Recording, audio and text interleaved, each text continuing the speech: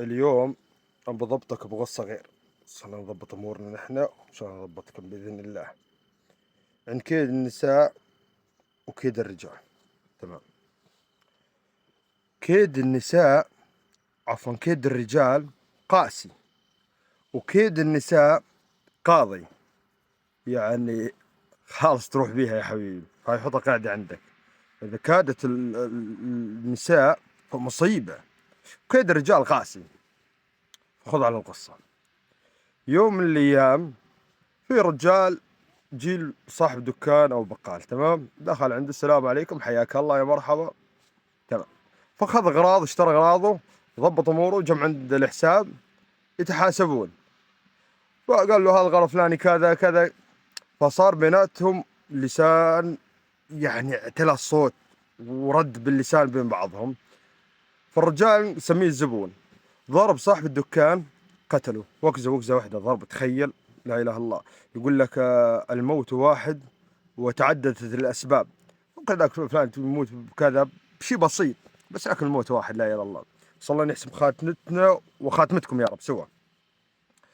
فذبحوا. لما ذبحوا طلعوا من الجيران تصايحون، ذبحوا ذبحوا، جار فلان امسكوه، لا لا امسك هذا يمين يسار. فمسكهم الرجال. فلما مسكوه مباشر جت الشرطة، قبضهم عليه وخذوه، فعرضوه على القاضي. طبعا ايام زمان ما في مدك شهر وشهرين ثلاث، لا مباشر حبيبي قضاء. فجت قاح عرضوه على القاضي. فجت منه القاضي قال ولد، فقال برسلم لزوجة الميت خالها تجي، فهي لها الحق، ممكن تصفح، ممكن تعفي، ممكن تاخذ دية، يعني نضبط الامور ان شاء الله. عسى ولعل انها تصفح عنها الرجال. فالرجال يعني مهما كان ما قصد انه يذبح، ولكن مشيئة الله عز وجل، شاء القدر انه يموت على يد هالرجل. فجت المرأة الحرة. شوف الحرة يا أخي، في نساء حرة وفي ناس إنما تكيد. ترى على فكرة ترى ما يكيد الغبي، ها لا دير بالك، ترى ما يكيد إلا الأذكياء من نساء ورجال. فهذول ما يكيدون إلا أصحاب العقول يا حبيبي، ما أي واحد. المهم قصتنا وين؟ قالها يا بنت الناس يا بنت الأجاوي، ترى الرجال صحيح ذبح زوج وكذا، ترى ما هو بغاص وكذا. فأنا أقول إن شئتين تصفحي فأجرك على الله أجر عظيم، ومكتفين بقضاء بمشيئة الله عز وجل. يعني تخيل الأجر عند الله عز وجل. أما تأخذين دي وأما أنت شيء تقتلي، ولكن نحن ما يعني القتل وكذا. قالت لا والله مرضى إلا بقتله، يمين يسار يا أبو ما في. نط واحد قال يا بنت الناس خذي دي ضبط الأمور. لا يا قالت والله أبدا. فنقز الغاضي قالها وين عيالك؟ هاتي عيالك واحد كبار. قالت والله ما عيالي، عندي هالولد هذا بس. قال كم عمره؟ قالت يعني عمره بحروة 7 سنين 8 سنين. قال والله نحن عجل من نرفع هذا نخليه بالسجن، والشرع يقول ما نقتل هذا الرجل إلا يكبر ابنه. بس كبر ابنه بهذا كل وقت هو ياخذ أمدي أم يشاء القتل. قالت تمام انت واجه بس يكبر. ومشت الحرمة وقفت وراحت. فراحت وين؟ عند أهلها، عند خواله لابنها. وراحت جلست عندهم مضبطة الأمور وكذا تستنى. فخوال عفوا أهله الزبون خلينا نسميه، اللي مسجون، اللي بده يقام عليه الحد أو القتل. فايش قام يسوون؟ يروحون لعند اليتيم هذا أو اللي انذبح أبوه، فيجيبوا لهم أغراض البيت وما يخلوه، ما يقصرون معه بشيء. عسى ولعل أنهم يليلون قلب هذا الولد، عسى ولعل أن يضبطون الأمور. وتعرف يعني مهما كان يعني بكرة يعفي عنا أخونا وكذا من هالكلام هذا. فالمرأة شوف شو تقول لي، شوف يا أخي النساء في منهن.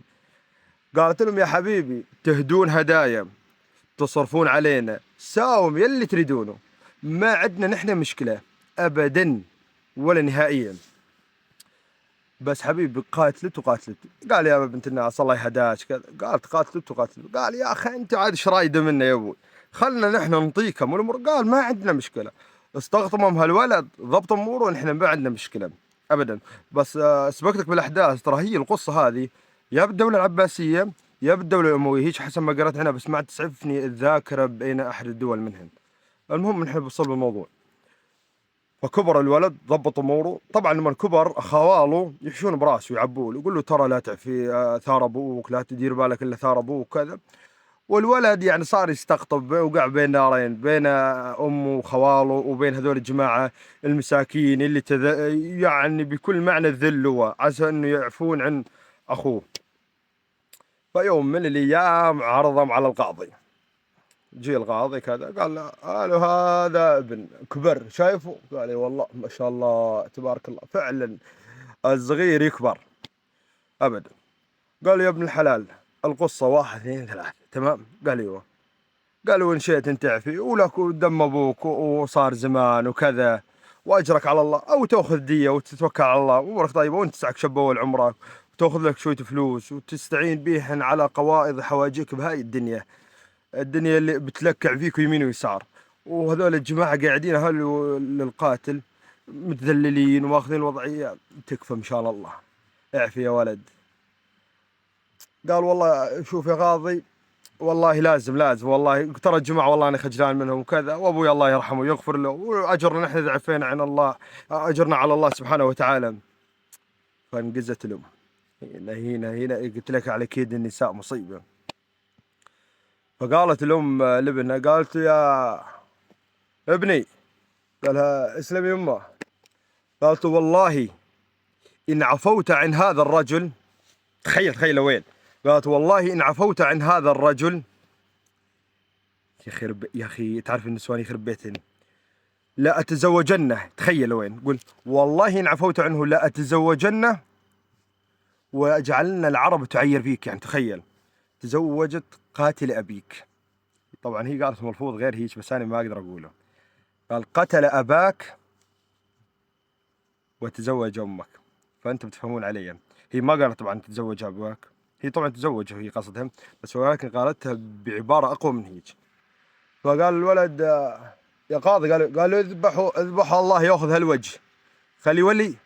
قال قاضي يمين يسار يا ابن الحط. قال اذبح امي شوف تهدد فيه تقول له تزوج تجيب علي العار يا ابن الحلال، قاتل ابويا وامي تزوجوا يا رجال قسم لا يسود وجهي بين العرب كلهم يا ابن الحلال، اذبحوا خلي يولي الله ياخذ ذا الوجه.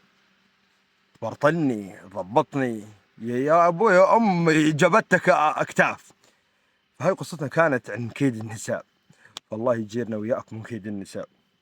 واسال الله العظيم رب العرش العظيم ان يغفر لنا ولكم يا رب العالمين.